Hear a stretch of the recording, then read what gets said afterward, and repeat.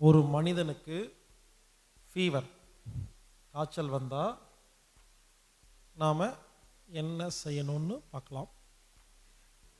காய்ச்சல் வரும் பொழுது நாக்கு கசக்குதா? அப்போ என்ன அர்த்தம்? உடம்பு நம்மக்கிட்ட பேசுது. என்ன பேசுது? ஹலோ, நீ எதுவுமே சாப்பிடாதேன்னு சொல்லுது. புரிஞ்சுக்குங்க. இப்போ யாருக்குமே நாக்கு கசக்கலை. காய்ச்சல் வரும்போது நாக்கு கசக்குது இல்லையா? அப்போ என்ன அர்த்தம்? உடம்பு சொல்லுது சாப்பிடாதேன்னு சொல்லி. ஆனால் நாம் என்ன பண்ணுவோம்? நல்லா இருக்கும் பொழுது, நிறைய வேலை செய்யும் பொழுது ஒரு தோசையை சாப்பிட்டு ஓடி போயிடுவோம் ஆஃபீஸ்க்கு. காய்ச்சல் வந்து நாக்கு கசந்து சாப்பிட வேண்டான்னு சொல்லும். அப்போ தான் ரவுண்டு கட்டி இந்த காய்ச்சல் வந்தவங்க வீட்டுக்கு போய் பாருங்கள், சுற்றிலையும் ஆப்பிள், ஆரஞ்சு, சாத்துக்குடி, பன்னு, பூஸ்ட்டு எல்லாம் இருக்கும். பால், பழம் எல்லாம் இருக்கும். ஹலோ, அவங்க சாப்பிடவே கூடாது. கூட்டுறவங்களும் எடுத்து சாப்பிடுங்க, அவருக்கு மட்டும் சாப்பிட கொடுக்காதீங்க. அதுலேயும் இந்த அம்மாக்கள் ரொம்ப பாசம். காய்ச்சல் வந்து படுத்திருக்கும் போது தான் ஒரு பால் சாப்பிடு, ஒரு 2 hours, மறுபடியும் 1 hour, மறுபடியும் அடுத்த பால் சாப்பிடு, பன்னு சாப்பிடு, பழம் சாப்பிடு கொடுத்துக்கிட்டே இருப்பாங்க. புரிஞ்சுக்குங்க. கசக்கும் பொழுது, நாக்கு கசக்கும் பொழுது சாப்பிடக்கூடாது. அப்போ உடம்பு என்ன சொல்லுது? ப்ளீஸ் சாப்பிட வேண்டாம்னு சொல்லுதா? ஏன் சாப்பிட வேண்டாம்னு சொல்லுது? வயிறு இருக்கு இல்லையா, வயிற்றுக்குள்ள ஜீரண வேலையை பண்ணும் பொழுது காய்ச்சல் அப்படிங்கிற அந்த வேலையை செய்ய முடியாது. உடம்புக்கு தெம்பு இருக்கும், சேவ் பண்ணி வச்சிருக்கு இல்லையா, சேவ்டு சேர்த்து வைக்கப்பட்ட சக்தி அது மூளையில், லிவரில், மசிலில் இருக்கும் இல்லையா, அதை எடுத்து செலவு பண்ணும். சாப்பிட வேண்டாம். அதனால் புரிஞ்சுக்குங்க, காய்ச்சல் வரும்போது ஏன் நாக்கு கசக்குதுன்னா சாப்பிட வேண்டாம்னு சொல்லுது, சாப்பிடக்கூடாது. ஆனால் கசப்பான பொருள் சாப்பிட்லாம். கருவேப்பிலை, புதினா, கொத்தமல்லி இதெல்லாம் சாப்பிட்டு பாருங்கள். பாவக்கால்லாம் உங்களுக்கு நல்லா இருக்கும். புரிஞ்சுக்குங்க. காய்ச்சல் வரும் பொழுது கசப்பான பொருள் மட்டும்தான் சாப்பிடணும், வேற எந்த பொருளையும் சாப்பிடாதீங்கன்னு சொல்லுது. இது ஃபர்ஸ்ட் கண்டிஷன். ரெண்டாவது, காய்ச்சல் வரும்போது டயர்டாக இருக்கு இல்லையா, அப்போ படுக்கணும். உடம்பு சொல்லுது ப்ளீஸ் படுங்க, அப்படி சொல்லுதா இல்லையா? ரெஸ்ட் எடுக்கணும், லீவு போடணும். முதல்ல அதை பண்ணணுங்க. யாருமே பண்ணுறதே இல்லை. லீவு போட்டு பேசாமல் படுக்கணும். படுக்கும் பொழுது நல்லா கேட்டுக்குங்க, வடக்க தலை வச்சு படுக்கக்கூடாது. பொதுவாக படுக்கவே கூடாது. குறிப்பாக காய்ச்சல் வந்தால் படுக்கக்கூடாது. வடக்க ஏன் தலை வச்சு படுக்கக்கூடாது? 2 காந்தம் எடுத்துக்குங்க. 2 காந்தத்தை வடக்கு கொண்டு போய் ஒட்டுங்க. ஒட்டும், ரிப்பிள் ஆகும், அதாவது ஆடும், ஒட்டாது. வடக்கு தெற்கு கொண்டு போங்க, ஒட்டிக்குமா? புரிஞ்சுக்குங்க. நமது உடம்பில் தொப்புளுக்கு மேலே வடக்காவும், தொப்புளுக்கு கீழே தெற்காவும் காந்த சக்தி இருக்கு. அண்டத்தில் இருக்கிறத பிண்டத்தில் இருக்குன்னு சொல்றாங்களா? உடம்பில், மனித உடம்பில் காந்த சக்தி இருக்குது. அது தொப்புளுக்கு மேலே வடக்காவும், தொப்புளுக்கு கீழே தெற்காவும் செயல்படும். அது நிற்கும் போது கொஞ்சமாக தான் செயல்படும். படுத்தா மேக்னெட்டிக் ஃபோர்ஸ் ஆரம்பிச்சிடும். ஏன் வடக்க தலை வச்சு படுக்கக்கூடாதுன்னு சொல்றாங்கன்னா, வடக்க யார் தலை வச்சு படுக்கிறீங்களோ, நம்ம உடம்புடைய வடக்கு இருக்கு இல்லையா, அது பூமியோட அவ்வளோ பெரிய வடக்கோட ஒன்று சேருமா? அப்போ சேரும்பொழுது சேர முடியாதா? ஆடிட்டு இருக்குமா? வடக்க யார் தலை வச்சு படுக்கிறீங்களோ நைட்டு ஃபுல்லாக நிம்மதியாக ரத்த ஓட்டம் இருக்காது, தூக்கம் வராது, கெட்ட கனவாக வரும். உடம்புல மேக்னெட்டிக் ஃபோர்ஸ் ஒழுங்கா இல்லைன்னாவே எல்லா வியாதி வந்துடும், எதுவுமே ஒழுங்காக நடக்காது. அதனால் வடக்க தலை வச்சு படுக்கவே கூடாது. தெற்க தலை வச்சு படுத்துக்கலாம். ஏன் தெற்க தலை வச்சு படுத்தோம்னா நம்மளுடைய வடக்கும் பூமியோட தெற்கும் ஒன்று சேருதா? அப்போ ஓடி போய் ஒட்டிக்குமா? நைட்டு அடிச்சு போட்ட மாதிரி தூக்கம் வரும். அதனால தான் தெருக்க தலை வச்சு படுக்கிறது ரொம்ப ரொம்ப நல்லதுன்னு சொல்லுவாங்க. ஆனால் நாம் என்ன பண்ணுவோம், யாராவது வீட்டில் இறந்துட்டாங்கன்னா தெருக்க தலை வச்சு பிணத்தை வைக்க சொல்லுவாங்க. அதனால அந்த பக்கம் கெட்டதுன்னு முடிவு பண்ணி வச்சிருக்கிறோம். அப்படியெல்லாம் கிடையாது. தெருக்க தலை வச்சு படுக்கிறது ரொம்ப ரொம்ப நல்லது. நம்பிக்கை இல்லைன்னா கிராமத்து பக்கம் போய் பாருங்க. கிராமத்தில் சிமெண்ட்டில் ஒரு வீட்டுக்கு முன்னால் ஒரு திண்ணை செஞ்சு ஒரு தலங்காணி மாதிரி வச்சுருப்பாங்க. அந்த தலங்காணி எல்லா இடத்துலையும் பாருங்க, சிமெண்ட் தலங்காணி தெற்கு பக்கம் தான் இருக்கும். ஸோ அந்தளவுக்கு நம்ம தாத்தா பாட்டி புரிஞ்சு படுத்திருக்காங்க. புரிஞ்சுக்குங்க, தெற்க ரொம்ப ரொம்ப நல்லது, வடக்க ரொம்ப ரொம்ப கெட்டது. கிழக்கு மேற்கு என்ன, சூரியன் இருக்கும் திசையில் தலை வச்சு படுத்துக்கலாம். அப்போ எப்போ படுக்கணும், நைட்டு 12 மணிலிருந்து மத்தியானம் 12 மணி வரைக்கும் கிழக்கில் சூரியன் இருக்குமா, அங்கே கிழக்கில் படுத்துக்கலாம். மதியம் 12லேருந்து நைட்டு 12 வரைக்கும் மேற்கு தலை வச்சு படுக்கணும். இப்போ சொல்லுங்க, நைட் எத்தனை மணிக்கு படுக்கிறோம், ஒரு 10 மணிக்கு 8 மணிக்கு. அப்போது நைட் 8 மணிக்கு சூரியன் எங்கே இருக்கும், மேற்கு. சரி, தலை வச்சு படுத்தாச்சு. நைட்டு 12 மணிக்கு சூரியன் கிழக்கு வந்துடுதா, அப்போ அலாரம் வச்சு எந்திரிச்சு திரும்பி படுக்கணும். இது கஷ்டம். அதனால் ஒரு சிம்பிள் ஐடியா, கிழக்கும் வேண்டாம் மேற்கும் வேண்டாம் வடக்கும் வேண்டாம். என்னை பொறுத்த வரைக்கும் தெற்க தலை வச்சு படுக்கிறது ஆரோக்கியத்துக்கு ரொம்ப ரொம்ப ரொம்ப முக்கியம். கேரளாவில் மலையாளிகிட்ட கேட்டு பாருங்க, கேரளாவில் ஒரு பழமொழி இருக்காமா, புது மாப்பிள்ளை தெற்க தலை வச்சு படுக்கணும் அப்படின்னு. ஏன், புது மாப்பிள்ளைக்கு தூக்கம் ரொம்ப கம்மியாக இருக்கும். அப்போ தெற்க தலை வச்சு படுத்து ரீசார்ஜ் பண்ணிட்டு வேலைக்கு போங்கன்னு சொல்லியிருக்கிறாங்க. நம்ம இனிமேல் டெய்லி புது மாப்பிள்ளை தான் தெற்க தலை வச்சு படுத்துட்டு போயிடுவோம். ஸோ இங்கே பாருங்க, நான் ஒரு விஷயத்தை சொல்லும் பொழுது வேறொரு விஷயத்தை சேர்த்து சொல்லிடுவேன். படுக்கிறதுன்னு தனியாக சொல்கிறதுக்கு பொதுவாக இங்கே இன்சர்ட் பண்ணிட்டேன். சரிங்களா? அதனால் எதுக்கு சொல்ல வரேன்னா, உங்களுக்கு என்ன பிரச்சனையோ அது மட்டும் கேட்கக்கூடாது, எல்லாத்தையும் மொத்தமாக கேட்கணும். ஒவ்வொரு வார்த்தைக்கு பின்னாலேயும் பெரிய பெரிய விஷயங்கள் இருக்கும். அதனால் காய்ச்சல் வந்துச்சுன்னா தெற்க தலை வச்சு படுக்கணும். அது மட்டும் இல்லை, இனிமேல் எப்போவுமே தெற்க தலை வச்சு படுக்கணும். அடுத்தது, படுக்கிற பெட் இருக்கு இல்லையா, அது எப்படி இருக்கலாம்னு கேட்டிங்கன்னா, ஃபோம் பெட்டில் படுக்கக்கூடாது, உடம்புக்கு கெடுதல். ரெக்சின் கெடுதல், நைலான் கெடுதல், பாலிஸ்டர் கெடுதல், பிளாஸ்டிக் கெடுதல். கோரப்பாய் நல்லது, இலவ மஞ்சு மெத்தை நல்லது, பருத்தி பஞ்சு மெத்தை நல்லது, காட்டன் இல்லைன்னா சில்க் காட்டன், இல்லை ஈஞ்சம்பாய், இல்லை பெட்ஷீட்டு, இதெல்லாம் நல்லதுங்க. ஸோ ரெக்சினில் ஏன் படுக்கக்கூடாதுன்னா, இந்த சேர் இருக்கு இல்லையா, பிளாஸ்டிக் சேர், அதில் போய் கையை வைங்க, முடியெல்லாம் எந்திரிச்சு நிற்கும். ஏன்னா கரண்ட் இருக்கு. கரண்ட் இருக்கிற எந்த ஒரு பொருளையும் பயன்படுத்தக்கூடாதுங்க. ஸோ நான் சொன்னேன், ரெக்சின், நைலான், பிளாஸ்டிக், ஃபோம் எல்லாமே கரண்ட் இருக்கிறது. இது பயன்படுத்தினா அதில் படுத்து தூங்கும் பொழுது அந்த கரண்ட்டு நம்ம கரண்ட்டு ஒன்று சேர்ந்து நைட்டு ஃபுல்லாக ஷார்ட் சர்க்கியூட் ஆகுது, தூக்கம் ஒழுங்காக வரமாட்டேங்குது. அதெல்லாம் பயன்படுத்தாதீங்க. அதுலேயும் சோபாவில் படுக்கூடாதுங்க. சில பேர் வீட்டில் பார்த்தீங்கன்னா சோபாவில் படுத்து தூங்குவாங்க.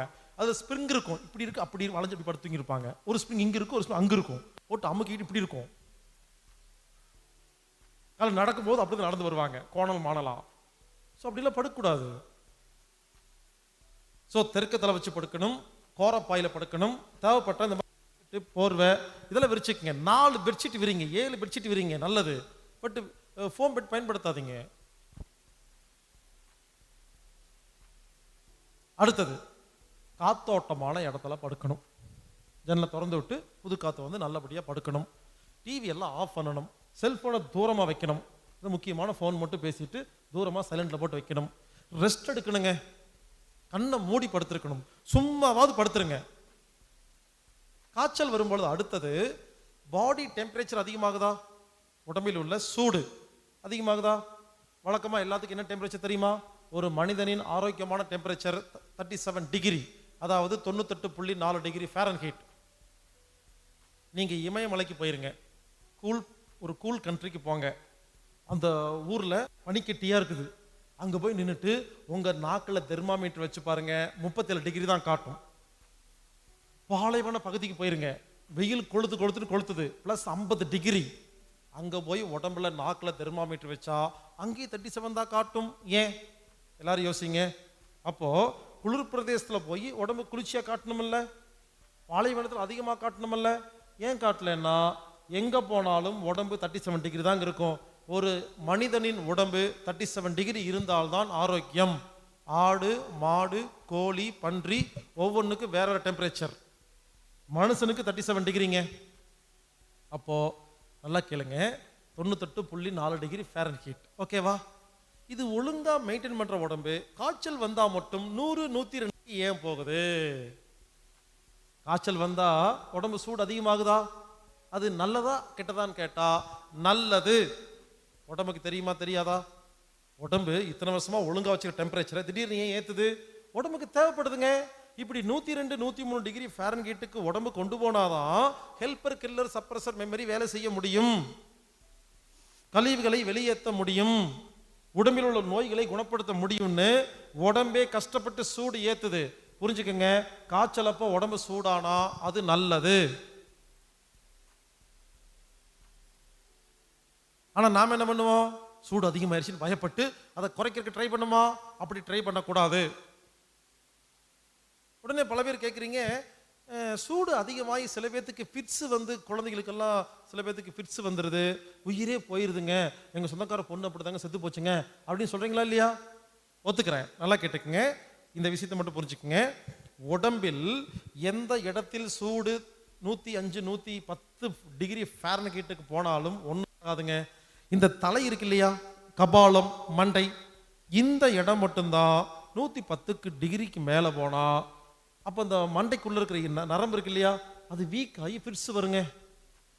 நான் என்ன சொல்றேன், உடம்பு சூடாயிட்டு போகுது, உங்களுக்கு என்ன தலை சுடுறது அவ்வளோதானே?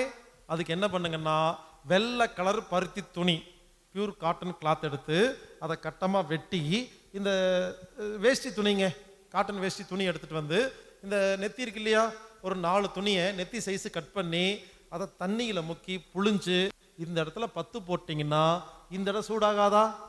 ஃபிட்ஸ் வராது. உடம்பு சூட குறைக்காதீங்க, மண்டை சூடை மட்டும் குறைங்க. அந்த காலத்தில் கிராமத்தில் கேட்டு பாருங்க தாத்தா பாட்டிய, அந்த வெள்ளை கலர் துணியில தாய்ப்பாலை நினைச்சு வைப்பாங்க, சீக்கிரமா காய்ச்சல் குணமாயிருங்க. இப்போ தாய்ப்பால் கிடைக்கிறது இல்லை. ஏன்னா பக்கத்து வீட்டில் யாருக்கா நமக்கே தெரிய மாட்டேங்குது. இப்போல்லாம் அப்பார்ட்மெண்ட் சிஸ்டம். பக்கத்து வீட்டில் யாராவது செத்து போய் கப்படிச்சா வெளியே வந்து என்ன சொல்லுவோம்? பக்கத்தில் யாரோ செத்து போயிட்டாங்கன்னு சொல்லுவோம். அப்படி இருக்குது. அந்த காலத்தில் கிராமத்துல எல்லாம் எல்லாரும் தெரியும். ஒருத்தர் காய்ச்சல்னா அந்த தாய்ப்பால் சுரக்கிற அம்மா நேராக வந்து கொடுத்துட்டு போவாங்க, ஹெல்ப் பண்ணுறேங்கிற பேரில். புரிஞ்சுக்குங்க, தாய்ப்பாலுக்கு யாரும் அலைய வேண்டாம். சிம்பிள் ஐடியா, பச்சை தண்ணியில் முக்கி புழிஞ்சு வச்சா போதுங்க. அப்படி வைக்கும் பொழுது இங்கே ஈரமாக இருக்குமா? அப்போ மண்டை வந்து சூடு அதிகமாகாதா? அப்புறம் எப்போ காஞ்சி போச்சோ எடுத்து மறுபடியும் புழிஞ்சு ஈரம் பண்ணி வச்சிடணும். இதை மட்டும் வைங்க, நெத்தியில் மட்டும் 10 போடுங்க. இனிமேல் யாருக்குமே காய்ச்சல் அப்போ ஃபிட்ஸ் வராது. சின்ன சின்ன குழந்தைகளுக்கு போடும் பொழுது ஒரு நூல் வச்சு கட்டிருங்க. சில குழந்தைகள் உருண்டு பிறண்டு அதை வெளியே போயிடும், ஒரு நூல் கயிறு போட்டு கட்டி வச்சிருங்க. காய்ச்சல் வந்தா பேசாம படுக்கணும், ரெஸ்ட் எடுக்கணும், தெற்க பக்க தலை வச்சு படுக்கணும், கோரப்பாயில படுக்கணும். பசி எடுத்தால் மட்டும்தான் கஞ்சி குடிக்கணும், சும்மா கண்டதெல்லாம் சாப்பிட்டு கூடாது. தாகம் எடுத்தால் மட்டும் தண்ணி குடிக்கணும், தண்ணி கொதிக்க வச்சு குடிக்கக்கூடாது, பச்சை தண்ணியும் குடிக்கக்கூடாது, லேசா சூடு பண்ணி குடிச்சுக்கலாம். நல்லா கேளுங்க, பசி எடுத்தா கஞ்சி, தாகம் எடுத்தா லேசா சூடு பண்ண தண்ணி, இதுதான் டயட். அதுக்கப்புறம் இந்த கருவேப்பிலை, புதினா, கொத்தமல்லி, கஞ்சி. கஞ்சிக்கு சைட் டிஷ் வந்து கசப்பான பொருள் மட்டும்தான் இருக்கணும். இதை மட்டும் சாப்பிட்டுட்டு பேசாம படுத்திருந்தா என்ன தெரியுமா? உடலில் உள்ள குப்பைகள்லாம் வெளியே போகுமா? ஹெல்பர், கில்லர், சப்ரசர் மெமரி வேலை செய்யுமா?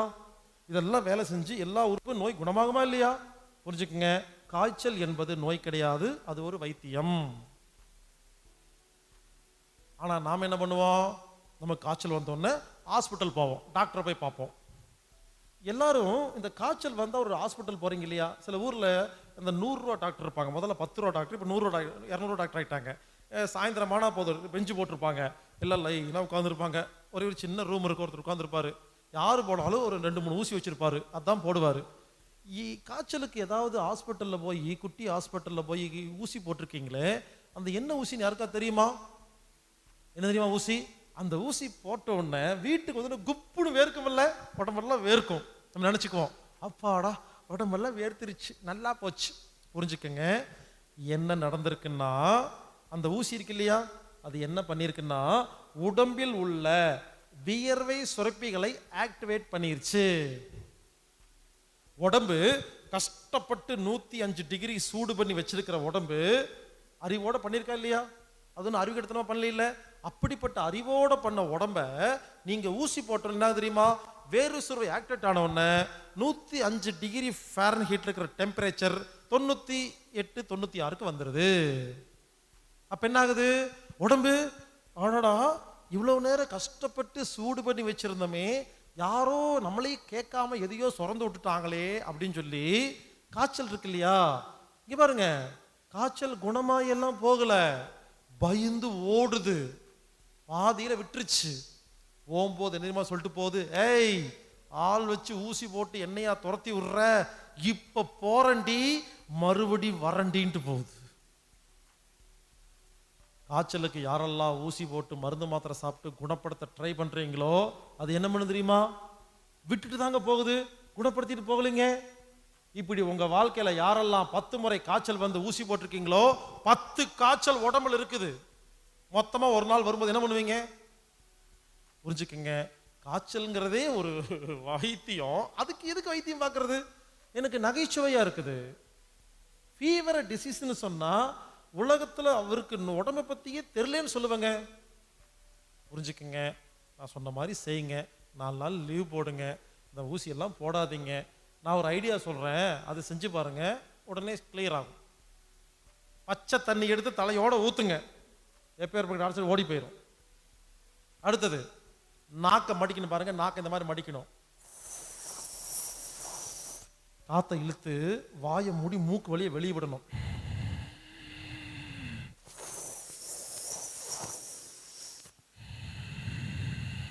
இப்படி 50 முறை செஞ்சீங்கன்னா காய்ச்சல் ஓடி போயிடும். இன்னொன்று, ஒரு துணி எடுத்து பச்சை தண்ணியில் நினைச்சு ட்ரெஸ் எடுத்துட்டு இந்த இடத்துல அக்கில் வச்சு இப்படி வச்சுக்கோங்க, 15 நிமிஷம் காய்ச்சல் ஓடி போயிடும். இதையெல்லாம் நோட் பண்ணி பண்ணக்கூடாது, இதுவும் பண்ணக்கூடாது. புரிஞ்சுக்குங்க, ஊசி போட்டா என்ன ஆகுமோ அது இப்படி பண்ண அப்படிதான் ஆகும். நான் என்ன சொல்றேன் புரிஞ்சுதா? இதெல்லாம் காய்ச்சலை துரத்துறதுக்கான வைத்தியமே தவிர காய்ச்சலை சரி பண்றதுக்கான வைத்தியம் கிடையாது. ரெண்டுக்கு வித்தியாசம் இருக்கு. ஸோ காய்ச்சலே வைத்தியங்க, அதனால இந்த மாதிரி இயற்கை வைத்தியம் பண்ணக்கூடாதுங்க. சிம்பிளா ரெஸ்ட்.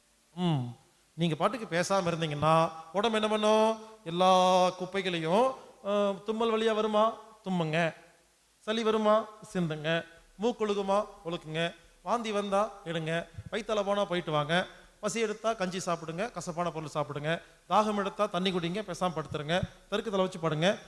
பேசாம இருந்தீங்க என்ன தெரியுமா, ஹெல்பர் கில்லர் சப்ரஸர் மெமரி எல்லாம் வேலை செஞ்சு எல்லா கழிவு சரியாகி காய்ச்சல் முடிஞ்சிருச்சுன்னு எப்படி கண்டுபிடிக்கிறதுன்னு கேட்டீங்கன்னா, ஒரு பேதி ஆகும், நல்லா போகும். திடீர்னு பாருங்க, பேதி ஆகிறதுக்கு முன்னால அகோரமான தண்ணி தாகம் எடுக்கும். முதல்ல கொஞ்சம் கொஞ்சமா தாகம் எடுத்துட்டு இருக்கோம், பேசாம படுத்து 2 நாள் படுத்திருக்கீங்க, திடீர்னு தாகம் வரும் பாருங்க, அகோர தாகம். அந்த மாதிரி தாகத்தை நீங்க பார்த்துருக்க மாட்டீங்க. ஒரு சொம்பு தண்ணி குடிச்சா மறுபடியும் ஒரு சொம்பு குடியும் சொல்லும் 10 நிமிஷத்துல. அகோர தாகம் எடுத்தா காய்ச்சல் 75% முடிஞ்சிருச்சுன்னு அர்த்தம். ஏன் தெரியுமா, தண்ணி கேட்குது, அடுத்து பேதி ஆக போதுன்னு ரெடி பண்ணிட்டு இருக்குன்னு அர்த்தம். குடிங்க, நல்லா குடிங்க, என்ன தெரியுமா, பேதி ஆகும். பேதி போயிட்டு வந்தீங்கன்னா யூரின் போகும், அது போயிட்டு வந்தீங்கன்னா டயர்டா இருக்கும், தூக்கம் வரும், நல்லா படுத்து தூங்கிடுச்சுன்னா நல்லா பசிக்கும். அகோரமான பசி எப்போ வந்துருச்சோ காய்ச்சல் முடிஞ்சு போச்சுன்னு. ஏற்கனவே சொன்ன மாதிரி ஹெவியா சாப்பிடாம முதல்ல கஞ்சி, ரசம் சாப்பாடு, தக்காளி தயிர் சாப்பாடுன்னு சாப்பிட்டுட்டு அன்னைக்கு ஃபுல்லாக இட்லி அந்த மாதிரி சிம்பிள் ஃபுட் சாப்பிட்டுட்டு அடுத்த நாள் நார்மலாக சாப்பிட்டீங்கன்னா இப்போ குப்பையும் வெளியேறிச்சு, நோய் கிருமியும் குணமாயிருச்சு, சாகடிச்சிருச்சு, உடம்புல நோயும் குணமாயிருச்சா? இப்படித்தான் காய்ச்சல் வந்தா குணப்படுத்தணுமே தவிர யாருமே எந்த ஒரு வைத்தியமும் பார்க்கக்கூடாது. மிஞ்சி மிஞ்சி பண்ண 2 நாள் 3 நாள் ஆகுமா, படுத்துருங்களே. இப்ப என்னாச்சு, நமக்கு என்னன்னா பயம். நான் கேட்குறேன், சில பேர் 4 நாள் படுத்திருப்பாங்க, அப்புறம் ஃபோன் பண்ணுவாங்க, சார் நீங்க சொன்ன மாதிரி 4 நாள் படுத்திருக்கிற, கொஞ்சம் பயமா தான் இருக்குது. இதுல இந்த கிளாஸுக்கு வந்தவங்க பயத்தை விட கூட இருக்கிறவங்க மிரட்டுவாங்க பாருங்க, அதான் பயம். இந்த மீட்டிங் ஹஸ்பண்ட் மட்டும் வந்துட்டாருன்னா அந்த ஒய்ஃபு கிட்ட ரொம்ப கஷ்டப்படுவார். ஒய்ஃப் மட்டும் வந்துட்டாங்கன்னா ஹஸ்பண்ட் கஷ்டப்படுவார். ஏன்னா புரியாதவங்களும் புரிஞ்சவங்களும் சேர்ந்து இருந்தாவே ஒரே சிக்கலாக இருக்கும். வீட்டு சொல்லி இன்னும் நீ போகலையா, இல்லைன்னா மேலே போயிடுவே அப்படிம்பாங்க. நம்ம ஒழுங்காத்தான் இருப்போம், இந்த கூட்டுறக்குள்ள மிரட்டுவாங்க. இப்படி 4 நாளுக்கு அப்புறம் பண்ணுமா, பயந்து ஹாஸ்பிட்டல் போயிடுவோமா? நான் என்ன சொல்றேன், ஒன்றும் ஆகாது, தைரியமா இருங்க. என்ன ஹாஸ்பிட்டல் போனீங்கன்னா டெஸ்ட் எடுத்துட்டு வாங்கன்னு சொல்லுவாங்க. 4 டெஸ்ட்டுக்கு 4 நாள் ஆகும். 5ஆவது நாள் ரிசர்ச் பண்ணி பார்த்துட்டு உங்களுக்கு டைஃபாய்டு வந்திருக்கு அப்படிம்பாங்க. என்ன பண்ணுன்னு கேட்டிங்கன்னா குணமாக 15 நாள் ஆகும் சொல்லுவாங்க. அவ்வளோதான். அதுக்கப்புறம் ஒழுங்காக படுத்திருப்பீங்க. உங்களுக்கு ஒரு நோய்க்கு பேர் வச்சு 15 நாள் சொன்னாதான் படுத்திருப்பீங்களா? சும்மா பேர்லாம் படுத்திருக்க மாட்டீங்களா? நமக்கு ஒரு கெட்ட பழக்கங்க, இந்த நோய் குணமாகறதுக்கு 15 நாள் ஆகும்னு சொன்னால் ஹாஸ்பிட்டலில் குளுக்கோஸ் டப்பா மாட்டிட்டு படுத்திருப்போம். நம்ம சொன்னால் ஒன்றும் இல்லைங்கன்னு சொன்னால் ஒத்துக்கிறது இல்லை. ஆச்சரியமாக இருக்கும். படுத்து பாருங்க, உடம்பு பேசுகிற பாஷையெல்லாம் புரியுங்க. அந்த 4 நாளில் எல்லாம் புரியுங்க. உடம்புல அங்கங்கே வலி வரும், வேதனை வரும், ஜாலியாக இருக்கும். அந்த வலியை என்ஜாய் பண்ணி பழகி பாருங்க, அவ்வளோதான், முடிஞ்சு போச்சு. 4 நாளில் எல்லா குப்பையும் வெளியே போய் ஆரோக்கியமாக வருவீங்க பாருங்க. ஒரு 15 வருஷத்துக்கு நல்லா இருப்பீங்க. அந்த காலத்தில் அம்மை வந்தா ஹாஸ்பிட்டல் போகக்கூடாதுன்னு சொல்லியிருக்காங்களா? ஏன் தெரியுமா? அம்மை வந்துருச்சுன்னு என்ன அர்த்தம்னா இது நடக்குது அர்த்தம். அவ்வளோதாங்க. அம்மை வந்து 15 நாள் படுத்திருந்தீங்கன்னா உடம்புல இம்யூன் பவர் ஜாஸ்தி ஆயிருமா? இந்த மருந்து மாத்திரை கம்பெனி என்ன பண்ணுச்சு, யோசிச்சு பாச்சு, இந்த அம்மை வந்தா மட்டும் பையன் உள்ள ஆஸ்பத்திரி பக்கம் வரதே இல்லைன்னு சொல்லி அதுக்கு மட்டும் தடுப்பூசி போட்டு குணப்படுத்திட்டான்னு சொல்லிட்டோம்னா வேற வழியெல்லாம் வருவாங்களான்னு சொல்லி கண்டுபிடிச்சிருக்காங்க. அம்மை வந்தா சந்தோஷப்படுங்க. 15 நாள் அம்மையில மட்டும் படுத்திருந்தீங்கன்னா உங்க உடம்புல அவ்வளோ குப்பை சரியாகுங்க, அவ்வளோ நோய் கிருமி கொலை பண்ணுங்க. இன்னொரு முக்கியமான விஷயம் சொல்றேன். யாராவது பாதி காய்ச்சல்ல ஊசி போட்டா என்ன ஆகும் தெரியுமா? ரொமட்டாய்டு ஆர்த்தரைட்டிஸ் வரும். மூட்டு முழங்கால் வரி வருது இல்லையா, சரவாங்கின்னு சொல்றாங்க இல்லையா, அது ஏன் தெரியுமா வருது? பல பேர் சொல்றீங்க இல்லையா, எனக்கு சிக்கன் குனியா வந்துச்சுங்க, அதுக்கப்புறம் தான் மூட்டு முழங்கால்லாம் வலிக்குது. நல்லா யோசிச்சு பாருங்க. சிக்கன் குனியா வந்ததுல மூட்டு முழங்கால் வலிக்கல. இப்ப நான் சொல்றதை மட்டும் கவனமா கேளுங்க. சிக்கன் குனியா வந்துருச்சு, நம்ம உடம்பு என்ன பண்ணுச்சு? ஹெல்பர், கில்லர், சப்ரஸர், மெமரி வேலை செய்ய ஆரம்பிச்சிருமா? கவனிங்க. ஹெல்பர் வேலை செஞ்சிருச்சு, கில்லர் சப்ளை ஆயிருச்சு. சப்ரஸர் சப்ளை ஆகிறதுக்கு முன்னால யாராவது ஊசி போட்டீங்கன்னா என்ன ஆகும்? நோய் கிருமி இருக்கு, நோய் கிருமியை கொலை பண்றதுக்கு நம்ம உடம்பு அந்த துப்பாக்கி ஏந்திய போலீஸ் அனுப்பிச்சாச்சு, சுற்றுச்சு. இப்போ ஊசி போட்டீங்க, வேற சுரந்துருச்சு, காய்ச்சல் நின்று போச்சு. அந்த நம்ம உடம்பு சுரந்த ஒரு கில்லர் இருக்கு இல்லையா, அதை இன்னும் கொலை பண்ணல. நல்லா கேட்டுக்குங்க. இந்த மாதிரி பாதி காய்ச்சல்ல யாரெல்லாம் ஊசி போடுறீங்களோ நம்ம உடம்பு உருவாக்கின கில்லர் அப்படிங்கிற மருந்து அந்த நோய் கிருமி கொலை பண்ணுச்சு இல்லையா, அதுக்கப்புறம் சாகடிக்கலையா, அது திரும்ப திரும்ப திரும்ப திரும்ப மூட்டை உடைச்சிட்டு இருக்கு. இதுக்கு பேர் தான் ரொமட்டாய்டு ஆர்த்தரைட்டிஸ். ஆனா சொல்லுவாங்க, இந்த ஆர்த்தரைட்டிஸ் வந்தா இதை குணப்படுத்தவே முடியாது, இது சம்பந்தமா சயின்ஸ் ஆராய்ச்சி பண்ணிட்டு இருப்பாங்க. இப்ப சொன்னா புரியுதா? பாதி காய்ச்சல் ஊசி போட்டா மட்டும்தான் அந்த வியாதி வரும். அது என்ன பண்ணு தெரியுமா? நம்ம உடம்பு தயார் பண்ண மருந்து நம்ம மூட்டை உடைச்சிட்டு இருக்குங்க. அப்ப கொஞ்ச நாள் போக வலிக்கும், அப்புறம் ஆட்ட முடியாது, அப்புறம் நகர்த்த முடியாது, அப்படி வளையும். எல்லாத்துக்கும் காரணம் நீங்க போட்ட ஊசி தான். எப்படி சரி பண்றது? யாருக்கெல்லாம் ரொமட்டாய்டு ஆர்த்தரைட்டிஸ், இந்த ஆர்த்தரைட்டிஸ் சம்பந்தமா மூட்டு வலி இருக்கோ அதுக்கு ஒரே ஒரு ஐடியா தான். நான் சொன்ன மாதிரி 5 நாள் சொல்லி கொடுக்கறத ஒழுங்கா கேட்டுட்டு ஒழுங்கா ஃபாலோ பண்ணீங்கன்னா ஒரு நாள் காய்ச்சல் வரும்.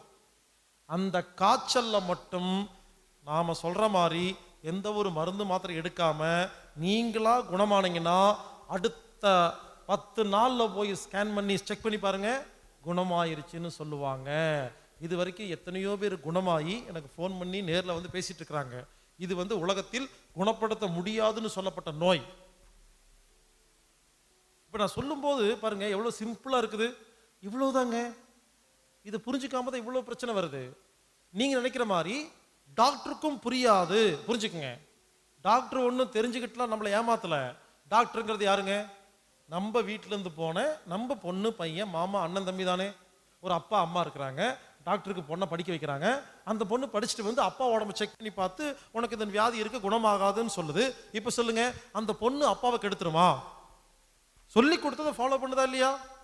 புரிஞ்சுக்குங்க. தயவு செய்து எந்த டாக்டர் மேலேயும் கோவப்படாதீங்க. அவங்க எல்லாருமே நல்லவங்க தான். அவங்க படிச்ச சிலபஸ் தான் தப்பு.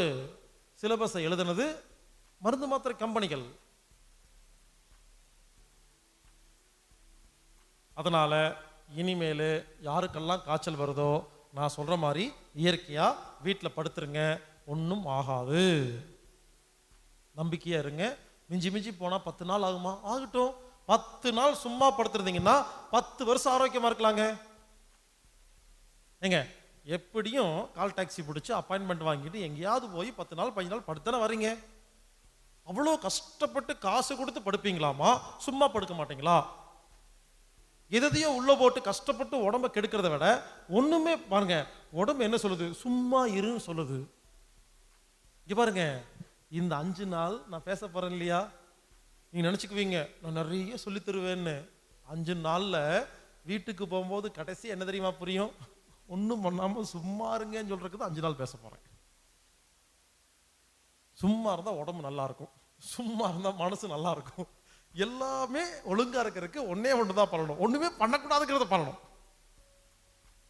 அது புரியுறது லேட் ஆகும், புரிஞ்சா சும்மா இருப்போம். அதனால இனிமேல் காய்ச்சல் வரும் பொழுது நம்ம சொன்ன மாதிரி கேளுங்க. கண்டிப்பாக காய்ச்சல் கண்டிப்பாக குணமாகும். காய்ச்சல் மட்டும் குணமாயிட்டுனா 10 வருஷம் நிம்மதியாக ஆரோக்கியமாக வாழலாம். ஒருவேளை நீங்க 10 நாள் படுக்க வேண்டிய காய்ச்சல்ல 5வது நாள் எல்லாரும் பயமுறுத்திட்டாங்க, உங்களுக்கு பயம் வந்துருச்சு, ஹாஸ்பிட்டல் போங்க, ஊசி போட்டுக்குங்க, சரி பண்ணிக்கங்க, நான் வேண்டான்னு சொல்லல. ஆனா மறுபடியும் அடுத்த காய்ச்சல் வரும் பொழுது ட்ரை பண்ணுங்க. ஒருவேளை முதல் நாளே ஹாஸ்பிட்டல் போயிருந்தா இந்த 5 நாள் செஞ்ச சுத்தப்படுத்த வேலை செஞ்சிருக்காதா இல்லையா? அது வரைக்கும் சந்தோஷப்படுங்க. 5 நாள் படுத்திருந்தீங்கல்ல, அது வரைக்கும் கிளீன் ஆச்சா இல்லையா? கிடைக்கிற வரைக்கும் லாபம். மறுபடியும் அடுத்த முறை ட்ரை பண்ணுங்க, சக்சஸ் பண்ணிடலாம். சரிங்களா? இங்க பாருங்க, ஹாஸ்பிட்டல் போய் ஊசியே போட வேண்டாம்னு சொல்லல. +2 எக்ஸாம் கிளாஸ் பரீட்சை எக்ஸாம் இருக்கு, காலையில நைட்டு காய்ச்சல் வந்துருச்சு. அப்போ நம்ம டெக்னிக் ஃபாலோ பண்ண முடியுமா? அப்போ ஊசி போட்டுக்குங்க, பரீட்சைக்கு போங்க, எழுதிட்டு வந்து அடுத்த காய்ச்சல் வரும்போது படுத்து ரெடி பண்ணிக்கணும். சரிங்களா?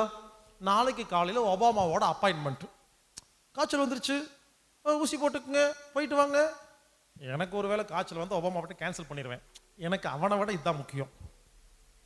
புரிஞ்சுக்குங்க.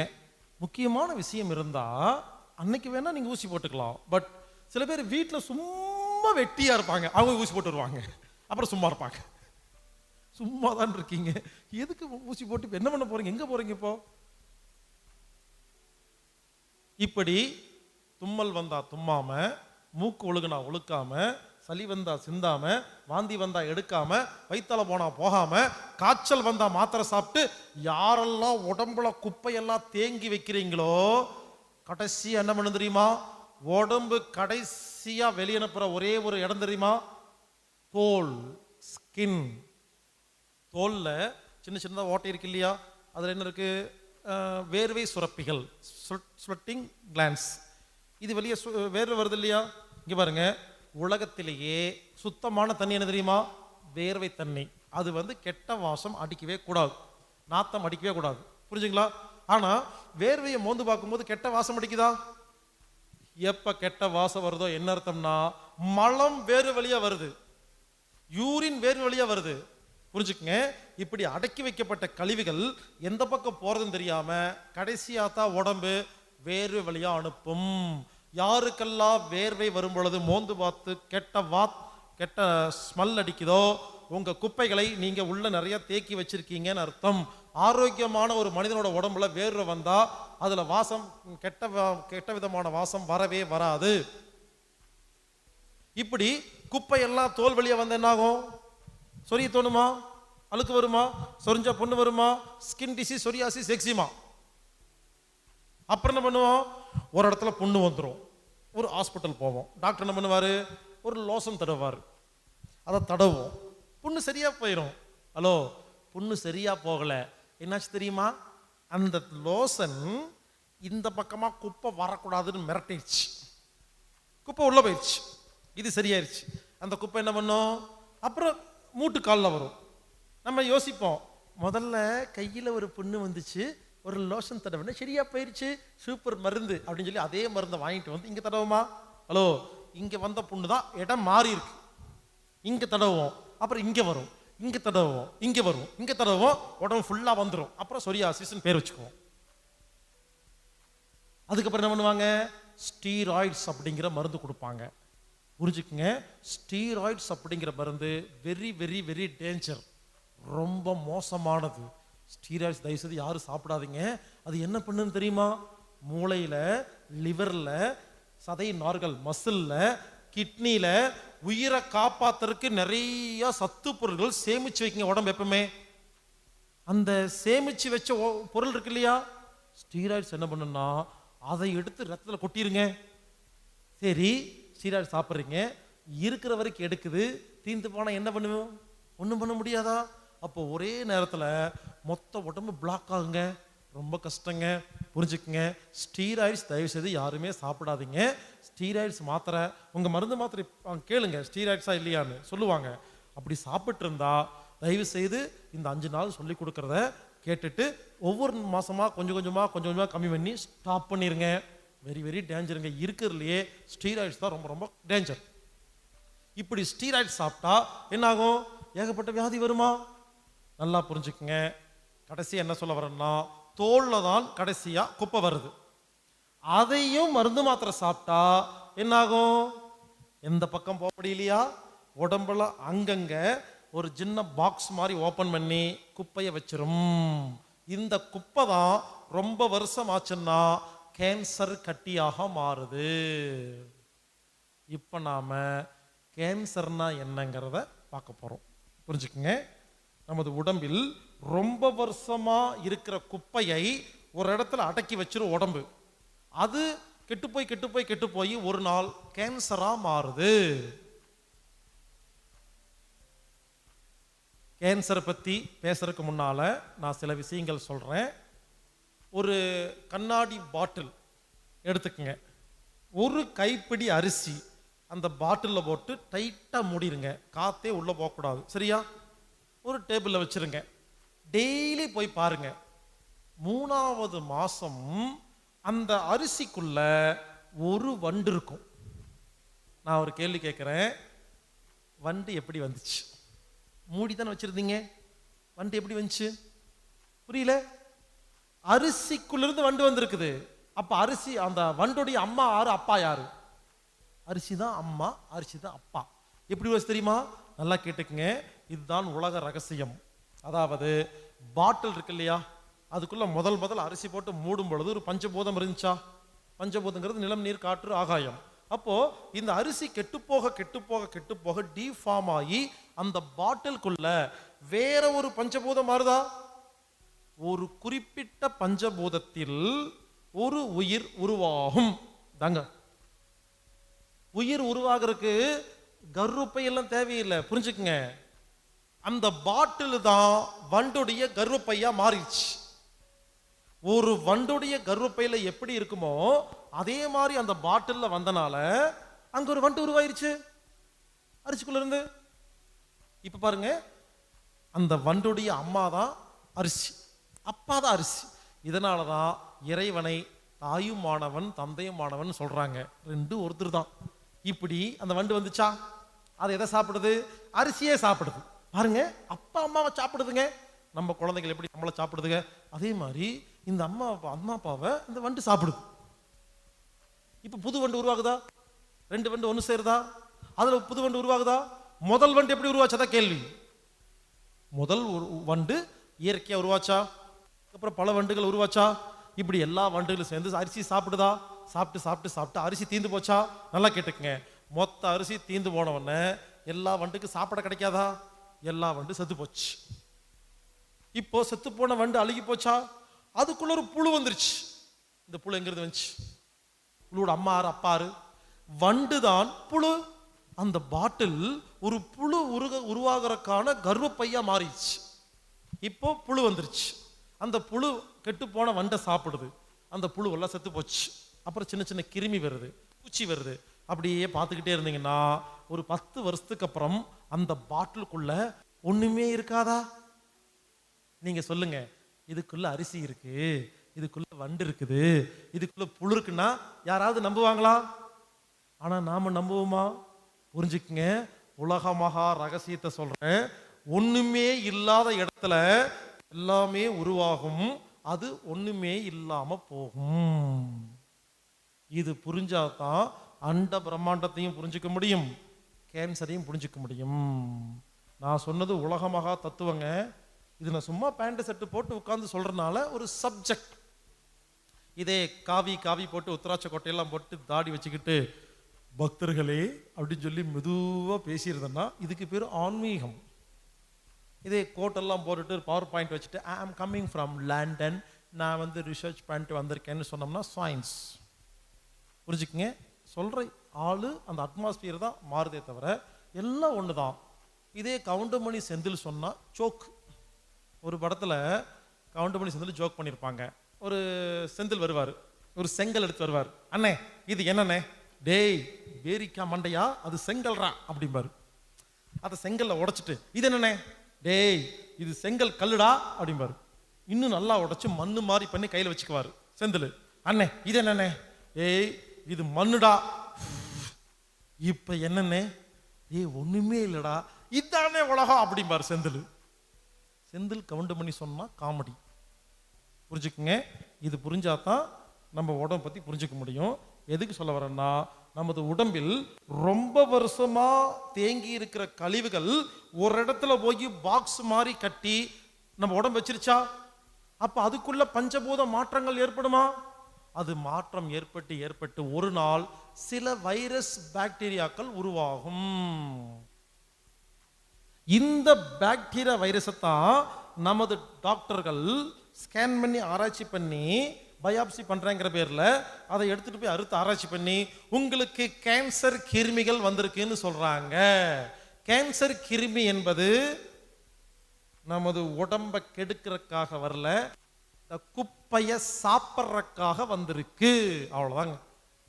இப்போ அந்த குப்பை இருக்கு இல்லையா, அந்த குப்பை அந்த இடத்துல இருந்து காணாம போகணுமா? என்ன பண்ணா காணாம போகும்? ஒண்ணும் பண்ணாம சும்மா இருந்தா அந்த கிருமிகள் வந்து அந்த குப்பையை சாப்பிட்டு சாப்பிட்டு சாப்பிட்டு சாப்பிட்டு ஒண்ணும் இல்லாம பண்ணுமா? இந்த பாட்டில் இருந்து அரிசி காணாம போச்சு இல்லையா, அதே மாதிரி காணாம போகிறதுக்காகத்தான் இந்த வைரஸ் எல்லாம் உருவாகுதுங்க. புரிஞ்சுக்குங்க, யாருக்காவது கேன்சர் கட்டி இருந்தா பேசாம இருந்தீங்கன்னா ஈஸியா காப்பாத்திரலாம். இவங்க என்ன பண்றாங்க, அந்த இடத்துல வலிக்க ஆரம்பிக்கும், நம்ம கஷ்டமா இருக்குமா, எரியுமா, நம்ம என்ன பண்ணுவோம், போய் செக் பண்ண போவோம். இவங்க என்ன பண்றாங்க, பயாப்சி அப்படிங்கிற பேர்ல அதை கட் பண்ணி பாம்பேக்கு அனுப்புறோம், டெல்லிக்கு அனுப்புறோம், துபாய்க்கு அனுப்புறோம், அங்கதான் ரிசர்ச் பண்ணுவாங்கன்னு சொல்லி அனுப்புறாங்களா? புரிஞ்சுக்குங்க, கட் பண்ணும் போதுதான் அந்த வைரஸ் எல்லா உறுப்புக்கும் பரவுது. ஒரு உறுப்பை கட் பண்ணா ரத்தம் டச் ஆகுமா? டச் ஆகாம எடுக்க முடியாதா? அது கட் பண்ணி எடுக்கிறாங்க இல்லையா, அப்பதான் வைரஸ் என்ன தெரியுமா, ரத்தம் வழியா எல்லா உறுப்புகளையும் இப்போ வந்து உடனே பரவிடுது. யாரு பயாப்சி எடுக்கிறீங்களோ உங்களுக்கு பரவிருச்சு பாருங்க. நல்லா இருக்கிறத உடம்பு ஒழுங்காத்தான் இருக்குது, இதை கெடுத்து அறுத்து பரவ வைக்கிறது சயின்ஸ் தானே, டாக்டர் தானே. இப்படி ஒழுங்கா குணமா வேண்டிய ஒன்றை பெருசு பண்ணி விட்டுறாங்க. அப்புறம் கேன்சர் இருக்கு, எய்ட்ஸ் இருக்குன்னு உட்கார வச்சுக்கிட்டு மருந்து மாத்திரை இல்லைன்னு சொல்றாங்க. நான் சொல்லும்போது புரியுதா இல்லைங்களா? ரொம்ப சிம்பிளுங்க. கேன்சருங்கிறது பெரிய வியாதி இல்லைங்க, ரொம்ப வருஷமா தேங்கிய குப்பை குணப்படுத்துறதுக்காக உடம்புக்குள்ள நடக்கிற ஒரு ஆக்ஷன், அதுக்கு பேர் தான் கேன்சர். அப்ப என்ன பண்ணா கேன்சர் குணமாகும்? ரெண்டே ரெண்டு விஷயம், நல்லா கேட்டுக்குங்க. உடலில் உள்ள குப்பையெல்லாம் வெளியே எப்படி எடுத்துட்டு வருதுன்னு இயற்கையா நாம சில விஷயங்கள் சிகிச்சை செஞ்சாகணும், சரிங்களா? ரெண்டாவது, இனிமேல் குப்பையே உள்ள போகக்கூடாது. ஓகேவா? ரெண்டு விஷயங்க, உள்ள குப்பையே போகக்கூடாது, உள்ள இருக்கிற குப்பை வெளியே வரணும். இந்த ரெண்டு வித்தையை நாம தெரிஞ்சுக்கிட்டு இன்னைக்கு ஆரம்பிச்சோம்னா, யாராவது கேன்சர் பேஷண்ட் இருந்தா ஒரு 6 மாசம் 1 வருஷத்துல அது குணமாயிருமா இல்லையா? ரொம்ப சிம்பிள்.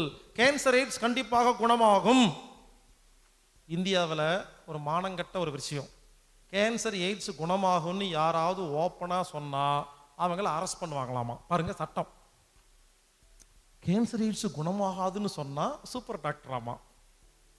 எனக்கு ஒரு விஷயம் புரியல, சுகரை குணப்படுத்த முடியாதுன்னு சொன்னா சுகர் டாக்டராமா, சுகரை குணப்படுத்த முடியும்னு அரெஸ்ட் பண்ணுவாங்களாமா. நீங்க என்னங்க, ஒரு நோயை குணப்படுத்த முடியும்னா அது வந்து துரோகமாமா. என்ன பொறுத்த வரைக்கும் ஒரு நோயை குணப்படுத்த முடியாதுன்னா அது இறை துரோகம், தெரியுங்களா? எந்த கடவுளும் எந்த ஒரு பெரிய பெரிய ஞானிகளும் திருவள்ளுவர், திருமூலர், நபிகள் நாயகம், இயேசுநாதர் என்னைக்குமே எப்பவுமே நோய் குணப்படுத்த முடியாதுன்னு சொன்னவே இல்லைங்க. நல்லா கேட்டுக்குங்க. ஒரு வியாதியை குணப்படுத்த முடியாதுங்கிறது இறைவனுக்கு எதிரான செயல் தானே. அது எப்படி சொல்லுவீங்க? உங்களுக்கு தெரியலன்னா பேசாம இருக்கணும். உங்களுக்கு தெரியலங்கிறதுக்காக உலகத்துக்கே தெரியாதுன்னு எப்படி சொல்ல முடியும்? இவங்களை தவிர உலகத்துல யாருமே புத்திசாலின்னு நினைக்கிறதாங்க தப்பு. உலகத்துல இவங்க பையனுக்கோ பொண்ணுக்கோ கேன்சர், எய்ட்ஸ் இருந்தா இப்படிதான் சொல்லி விட்டுருவாங்களா? ஏடி போவாங்களா? நல்ல விஷயத்தை தயவுசெய்து புரிஞ்சுக்குங்க. கேன்சர் இப்படித்தான் உருவாகுது. அதனால ரொம்ப சிம்பிளா சொல்றேங்க, நமது உடம்பில் கழிவுகள் தேக்கம் தான் வியாதி. இப்ப சொல்லுங்க, முடி ஏன் கொட்டுது? முடிக்கு தேவையான செல்களுக்கு கழிவுகள் தேங்கிருச்சு. கண்ணு ஏன் கெட்டு போகுது? கண்ணுக்குள்ள குப்பை போயிடுச்சு. லிவர் ஏன் கெட்டு போச்சு? லிவருக்குள்ள குப்பை போயிடுச்சு. புரிஞ்சுங்களா? இனிமேல் யாருக்கு எந்த உறுப்பில் எந்த வியாதி இருந்தாலும் அதுக்கு முதல் காரணம் என்ன? அந்த உறுப்புக்குள் குப்பைகள் தேங்கி கிடக்குது, கழிவுகள் தேக்கம். அப்ப சிகிச்சை என்ன? கழிவுகள் நீக்கம். தனித்தனி உறுப்புக்கு தனித்தனி சிகிச்சை எல்லாம் கிடையாது. தனித்தனி உறுப்புகளில் உள்ள கழிவுகளை தனித்தனியா நீக்க முடியாது. மொத்த கழிவையும் மொத்தமாக தான் நீக்க முடியும். அதனால இப்போ இது வரைக்கும் நம்ம என்ன கத்துக்கிட்டோம்? நமது உடம்பில் வரும் எல்லா நோய்களுக்கும் அடிப்படை காரணம் என்ன? கழிவுகள் தேக்கம். அப்ப சிகிச்சை என்ன? கழிவுகள் நீக்கம். இப்ப நாம அடுத்த லெவல் போலாங்களா? என்ன கத்துக்க போறோம் தெரியுங்களா? உடம்பில் உள்ள கழிவுகளை எப்படி இயற்கையாக நீக்குவது. அடுத்தது, இனிமேல் உள்ள கழிவே போகாம இருக்கிறதுக்கு என்ன செய்யறது? இந்த ரெண்டு விஷயத்தை நாம் இப்போ கத்துக்க போறோம்.